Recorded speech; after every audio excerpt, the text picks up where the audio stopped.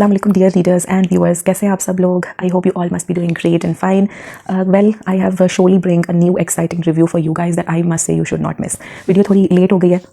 As usual I was busy और मैं खुद भी कुछ रीडिंग्स को गो थ्रू कर रही थी, नॉवेल्स पढ़ रही थी, कुछ बुक्स से इन टच हूँ, तो फिर उस वजह से I got caught there. Well, let's start the review जो है वो है उमायमा शफीक नॉवेल्स पे, उनके चैनल पर है। मैं ऑलरेडी डिटेल्ड रिव्यू इस चैनल पर अपना शेयर कर चुकी हूँ। अगर आप लोगों ने वो वीडियो नहीं देखी तो I drop the link in the description. Do give that video a check कि आप लोगों को क्लियरली आइडिया हो जाएगा कि इनके चैनल पे किस तरह का एक एटमॉस्फेयर है, नॉवेल्स कैसे हैं। मैं बेसिकली गई थी अलहम से वन्नास को पढ़ने और मैं उसको पढ़ रही थी। मैंने आप लोगों से लास्ट वीडियो में ये बोला था कि जब अलहम से वन्नास जो इन्होंने लिखा हुआ है उमायमा शफीक ने ये लिखेंगी उसका सीजन 2 तो मैं उस पर रिव्यू जरूर करूँगी, लेकिन मैं पर्टिकुलरली उस पर रिव्यू नहीं कर सकी। और कुछ आई थिंक सो सर्टन उनके अपने चैनल पर भी there was going this debate कि वो उसको कंटिन्यू करेंगी या नहीं करेंगी। तो आई वाज वेटिंग कि अगर कंटिन्यू हुआ तो मैं रिव्यू कर दूंगी और मैं पढ़ूंगी, बट वो कुछ इन बिटवीन सा ही रहा। सो अलहम से वन्नास का सीजन 2 में पढ़ने के लिए गई थी और वहाँ पर मुझे एक और नॉवल जो है वो मिल गया। It pick my interest, caught my attention, और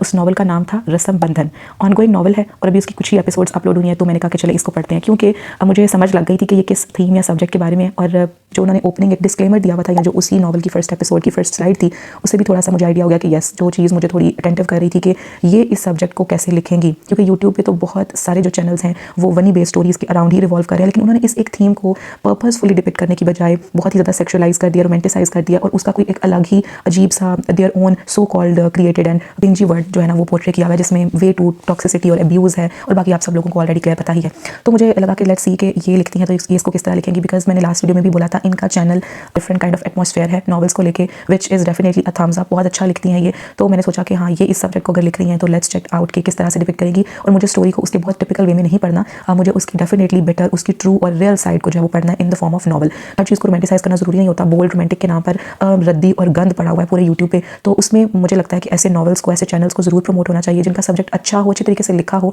और लिखना आता हो। तो मैं श्योरली इनके लिए तो ये जरूर कहूँगी कि definitely I would count her as a writer. You can definitely craft and construct the scenes and characters and overall themes and subjects beautifully. तो बाकी की बात जो है वो ओवरऑल डिटेल रिव्यू में चेक करते हैं। नॉवल रस्म बंधन जो है उस पर मेरा रिव्यू होगा, और मैंने तो एपिसोड्स पढ़ लिए हैं जितनी आई हैं, लेकिन मैं ओवरऑल रिव्यू को जो है वो सम अप करूँगी with the opening episodes. Majorly मैं दो तीन एपिसोड्स जो है वो उन्हें ही उठाऊंगी, तो आई होप सो कि सारे जो पॉइंट्स हैं वो आपको क्लियर हो जाएंगे। सबसे पहले तो मुझे बताने की आई डोंट थिंक सो कितनी जरूरत है कि रस्म बंधन जो है वो किसकी तरफ इशारा कर रहा है। वनी बेस्ड स्टोरी है, वनी के सब्जेक्ट को ही पॉइंट आउट कर रहा है। अब यहाँ पर बहुत क्लियरली वनी को समझने की ज़रूरत है। यूट्यूब ने जो आपको दिखाया है उसका एक कल्चर, या अलीशे और नूर आसिफ के नॉवेल्स और बाकी बहुत से ऐसे चैनल्स जो हैं उनके नॉवेल्स से हटकर एक ट्रू पिक्चर और एक असल मानों में वनी क्या है, उसका कॉन्सेप्ट क्या है, वो इस नॉवल में भी आपको बताया जाएगा। उससे ये इंट्रोड्यूस करवाएंगी। और इन्होंने बहुत ओपनिंग जो स्लाइड है, डिस्क्लेमर है, उसमें उन्होंने खुद ही ये बोल दिया है कि यूट्यूब पे तो इस तरह की बहुत सारी चीज़ें मौजूद हैं, यूट्यूब पे तो इस तरह का जो सब्जेक्ट है वो आपको हर चैनल पर ही मिलेगा, लेकिन मैं इसको इसकी ट्रू साइड के साथ, रियल साइड के साथ जो है वो डिपिक्ट कर रही हूँ कि ऐसा जो है वो हमारे माशरे में पहले होता आया है। अभी भी कुछ जगह ऐसी हैं जहाँ पे डेफिनेटली ये चीज़ हो रही होती है, लेकिन उसकी जो हकीकी एक रुख है या हकीकी साइड है वो क्या है उसको देखते हैं। इसका उन्होंने जो है वो एक और लाइन जो है वो उसमें यूज़ किया कि बहुत तहम्मुल और बर्दाश्त से पढ़ना है आपने इसको। तो this line it serves as a trigger warning, क्योंकि बर्दाश्त और तहम्मुल से पढ़ने का मतलब यह है कि बहुत सी चीज़ें हमें ट्रिगर कर रही होंगी, लेकिन वो इतनी न्यूट्रलाइज्ड वे में डिपिक्टेड हैं, क्योंकि मैंने आगे स्टोरी पढ़ी है तो मैं ये बात कह रही हूँ कि वो इस तरह से डिपिक्टेड है कि आपको क्लियर हो जाएगा कि हाँ, ये चीज़ें हमें ट्रिगर जरूर कर रही हैं, लेकिन ये सच है, ऐसा हो रहा होता है। तो इन्होंने कहा कि इस स्टोरी को पढ़ने के लिए आपको बर्दाश्त और तहम्मुल की भी ज़रूरत है, और it serves the trigger warning. अब यहाँ पर एक मैं बात और क्लियर कर दूँ, जो उन्होंने खुद भी डिस्क्लेमर में बोली हुई है कि ये नॉवल जो है ना वो रस्म, वो वनी की रस्म के खिलाफ है। यानी अगर आप इस बात को गौर से समझें तो ऐसा नहीं है कि यूट्यूब पे जो बहुत से और नॉवेल्स हैं वो रस्म, वनी की रस्म को अगर दिखा रहे हैं तो वो उसको रोमांटिसाइज और सेक्सुअलाइज करते हुए उस चीज़ के इनकारी हैं, नहीं, बल्कि उस तरह की एक रस्म को प्रमोट किया जा रहा है स्टफ से कि आप उसमें जो है वो मेन कैरेक्टर्स ऐसे बना दो कि उनके जो एक्ट्स हैं वो जस्टिफाइड हो जाएं, उनकी टॉक्सिसिटी, अब्यूज़ जस्टिफाई हो जाए। तो फिर वनी का जो असल मकसद है वो कहीं ना कहीं छुप जाता है और उसको इसके साथ अटैच कर दिया जाता है कि जैसे ये कोई बहुत खूबसूरत चीज़ है, कोई शहज़ादा आएगा और आपके लिए भी जो है वो वनी होने के बाद बदल जाएगा, और या आप उसको बदल दोगे, और या मोहब्बत का कोई एलिमेंट जो है वो ऐड होकर हर चीज़ सिर्फ उसमें ही इन्वॉल्व हो जाएगी। तो वो कहीं ना कहीं उसके असल पर्पस को निगेट कर देता है या टोन डाउन कर देता है, या कहीं अक्सर नज़र ही नहीं आ रहा होता। तो इनका मकसद भी ऐसा कुछ दिखाना नहीं है, बल्कि इन्होंने बहुत क्लियरली बताया हुआ है कि आपको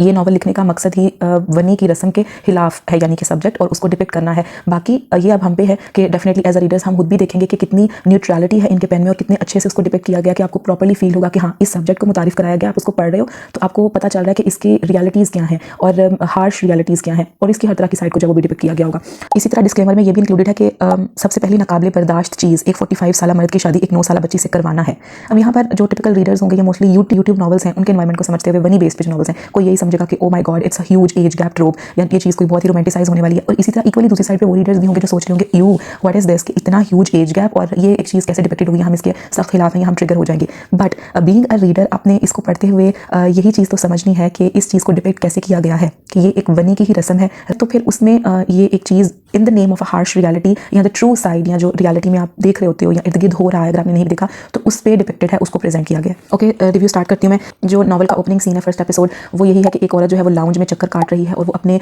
हस्बैंड का इंतजार कर रही है। ये हमें पढ़ते हुए पता चल जाता है। हस्बैंड जो है वो नशे की हालत में धुत घर में आया है और बीवी जो है वो उससे सिर्फ एक ही सवाल पूछ रही है और उसने आगे से उसको मारना पीटना शुरू कर दिया कि तुम्हारी इतनी हिम्मत कि तुम मुझसे ये सब कुछ पूछो। उसने सिंपली उसको ये कहा कि आप क्यों इतना नशा करते हैं या क्यों शराब पीते हैं, आज आप फिर नशा करके और क्यों दूसरी औरतों के पास जाते हैं। और वो उसको आगे से उसका मुंह दबोच के प्रॉपर उसको जो है वो वैश्यों की तरह मारना शुरू हो गया कि किस तरह तुम ये राइट नहीं रखती हैं, तुम्हें एक हक नहीं है कि तुम मुझसे ऐसा कोई भी सवाल पूछो। उसके साथ फर्दर जो एक बच्चा है वो दूसरे कमरे में सोया हुआ है और उस तक जो है वो आवाज़ जाती है चीहो पुकार की और मारने की, कि जैसे बेल्ट से ही किसी को मारा जा रहा हो। और बेसिकली वो उसका बाप और माँ ही है जो वो भागता हुआ आता है कि देखता है लाउंज में उसका बाप जो है वो उसकी माँ को मार रहा होता है। बेटे की नज़र जो है वो लाउंज में पड़े हुए एक लोहे के मुजस्मे पे जाती है, वो उठा के अपने बाप को मारता है और इंस्टेंटली वो लगने से ही उसका खून बहने लग जाता है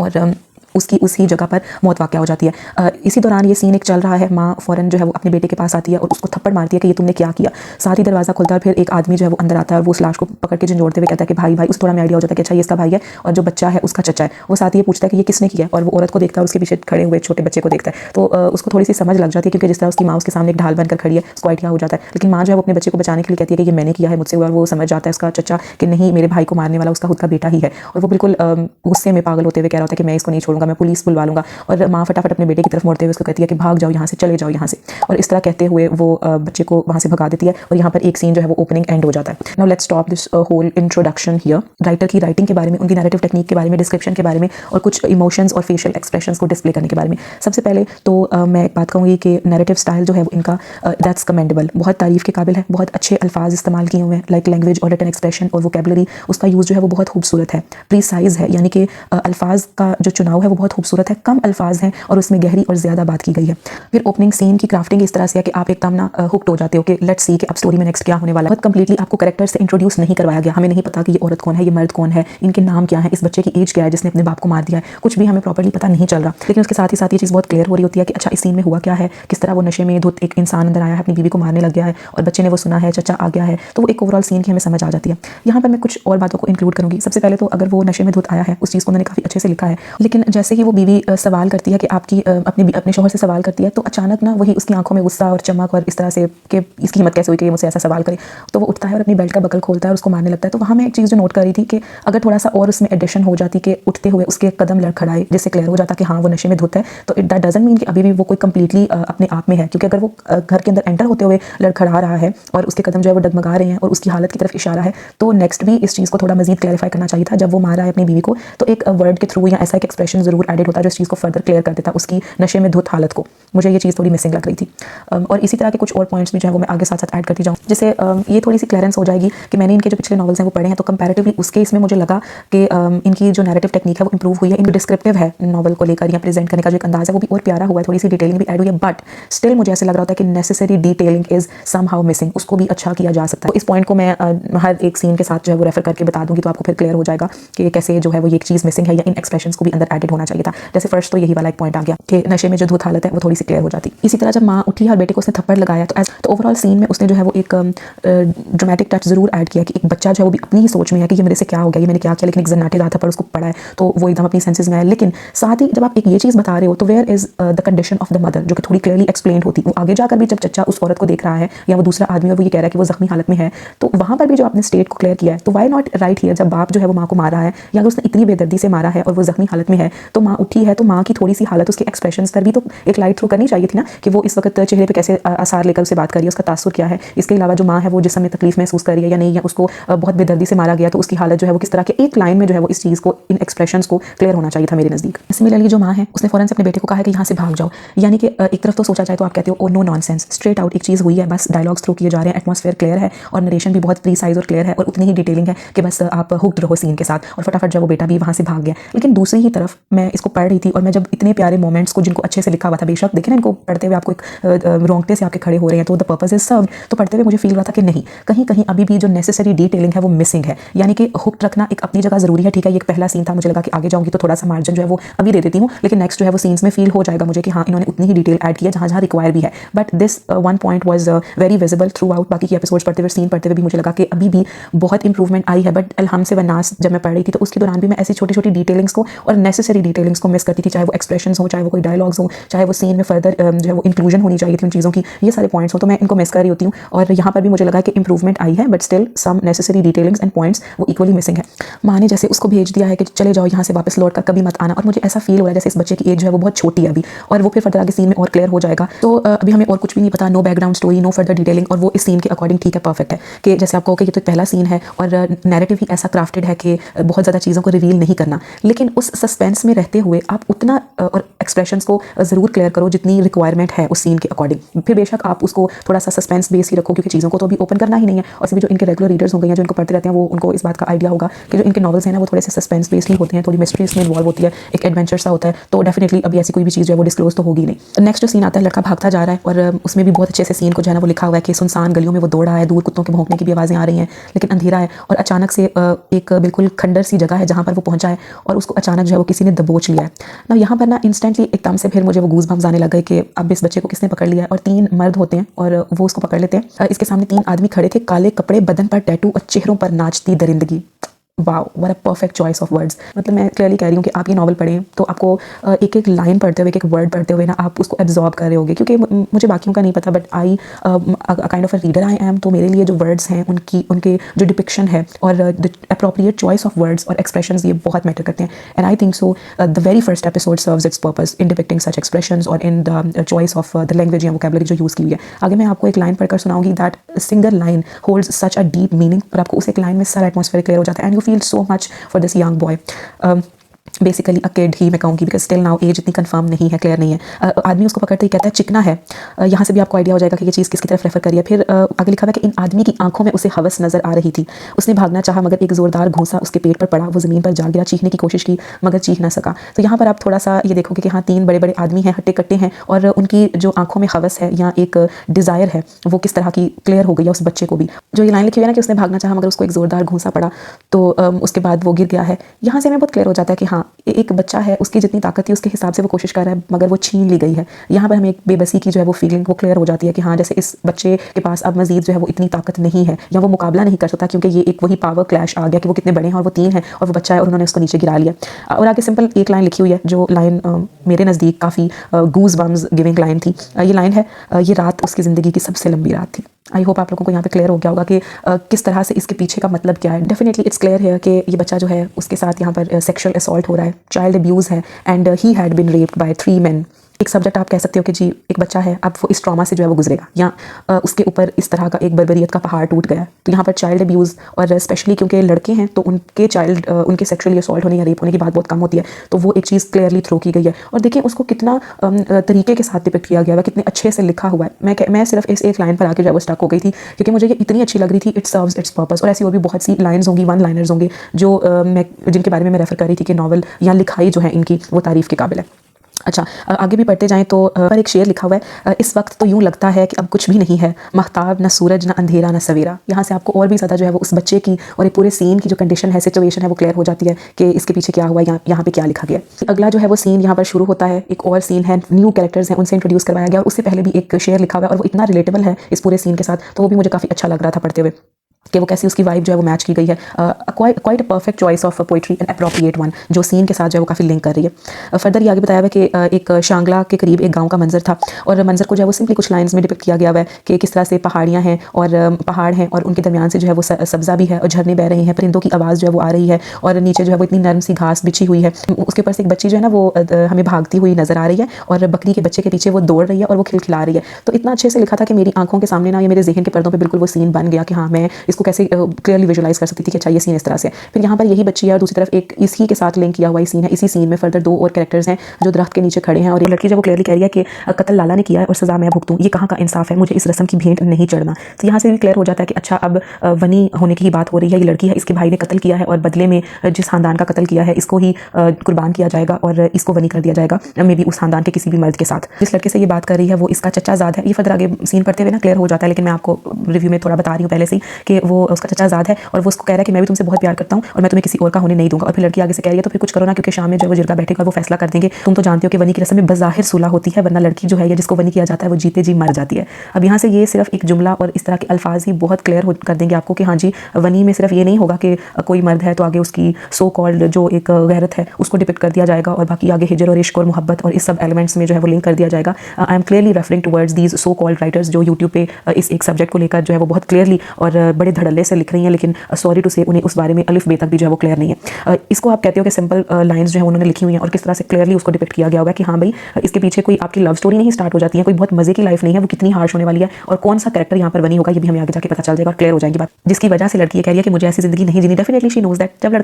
लड़की ये बोल रही है तो लड़का कहता है कि तुम भी मेरी इज्जत हो मेरी गैरत, और अभी वो ये बोल ही रहा है लेकिन सामने उसकी नजर पड़ती है उसी बच्ची पर जो बकरी के बच्चे के पीछे भाग रही थी और जो जिंदगी को जी रही है, खिलखिला रही है, हंस रही है और उसको देखते ही जैसे उसकी आंखों में एक चमक उठती है, उसके जहन में वो अपनी ताल बुन लेता है कि किस तरह से नेक्स्ट उसने फर्दर क्या करना है। तो यहाँ से मुझे थोड़ा सा क्लियर हो गया था। मैं आप लोगों को भी बता देती हूँ कि इस बच्ची को ही जो है वो कुर्बान करेगा, कोई इस पर इल्ज़ाम लगा के या कोई एक चीज़ जो है वो यूज़ करते हुए ये फर्दर कह देगा कि किसी तरह इसको वनी कर दिया जाए। यहाँ पर तक ना आपको क्लियर नहीं होता कि ये दोनों लड़कियां बहनें हैं, लेकिन अगले सीन में जाके क्लियर हो जाएगा कि ये दोनों लड़कियां बहनें भी हैं और मे बी जो ये लड़का है ये इसका चचाजाद है। फिर नेक्स्ट सीन स्टार्ट होता है और उस पर जो वन लाइनर आगे लिखा हुआ है वो भी इतना मजे का है। ये तय हुआ है कि कातिल को भी दुआ दीजिए। कितनी अच्छी लाइन है ना, इससे आपको आगे की समझ क्लियर भी हो रहा है। बहुत से केसेस में वाकई कातिल को दुआ दीजिए कि हो सकता है उसने एक ऐसे ही इंसान को कत्ल किया है जो इस दुनिया में या इंसानों में छुपा हुआ एक शैतान और एक वहशी जानवर हो और उसको कत्ल करना काफ़ी हद तक बेहतर था। लेकिन फिर आगे इस तरह की बहुत सी रस्में जो लड़कियां बेचारी कुर्बान हो जाती हैं और उनको इस तरह की बर्बरियत और जुल्म सहने पड़ते हैं। वेल ये तो फर्दर आगे पहुंच रहे हैं, वो सारे क्लियर होंगे या डिटेल में डिस्क्रिप्शन आएगी, लेकिन मैं इस वन लाइनर को जो आप लोगों के साथ शेयर करी थी कि ये क्या कहना चाह रही है। एक लड़का है वो घर में घसीटते हुए ला रहा है बच्ची को और उसको मार रहा है और उसको कह रहा है कि चचा चचा पुकारते हुए वो बोल रहा है कि मैंने इस लड़की को जो है ना वो रंगे हाथों पकड़ा है। ये लड़के के साथ आशिकी लड़ा रही थी